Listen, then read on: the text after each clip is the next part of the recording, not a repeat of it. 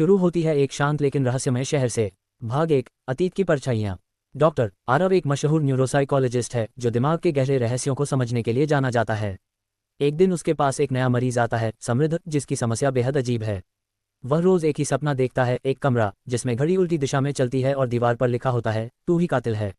आरव पहले इसे सामान्य ट्रॉमा समझता है, लेकिन कुछ ही दिनों में उसे समझ आता है कि समृद्ध का केस नॉर्मल नहीं है।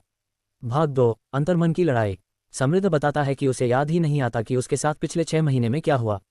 उसकी याददाश्त गायब है। आरव उसे हिप्नोसिस थेरेपी देता है और वहीं से कहानी का मनोवैज्ञानिक रहस्य शुरू होता है। समृद्ध अपने पुराने घर को याद करता है, एक गहरी आवाज़ और खून से सना हुआ फर्श। आरव को लगता है कि समृद्ध ने किसी की हत्या की हो सकती है, लेकिन क्या यह हकीकत है या बस मन का वहम। भाग 3, मन के गलियारे।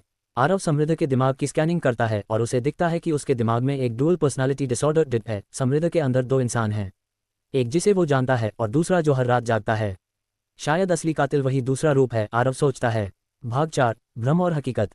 एक रात समृद्ध गायब हो जाता है। आरव उसके पीछे जाता है और एक वीरान जगह पर पहुंचता है जहां समृद्ध मिट्टी में कुछ खोद रहा होता है। वहां एक कंकाल निकलता है।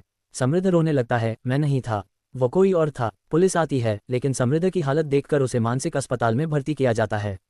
भाग 5, चौंकाने वाला मोड़।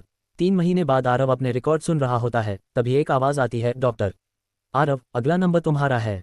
आरव चौंक जाता है। वो अपनी पुरानी फाइलें खंगालता है और एक फोटो में एक आदमी को पहचानता है, वही आदमी जो समृद्ध के सपनों में आता था। लेकिन वो और कोई नहीं, खुद आरव था। क्या आरव ने खुद अपने दिमाग से ये सब मिटा दिया था? क्या समृद्ध सिर्फ उसका बनाया हुआ केस था? कहानी अंत होती है एक खाली कमरे में, जहां आरव अकेला बैठा है और दीवार पर लिखा है, असली पागल कौन है।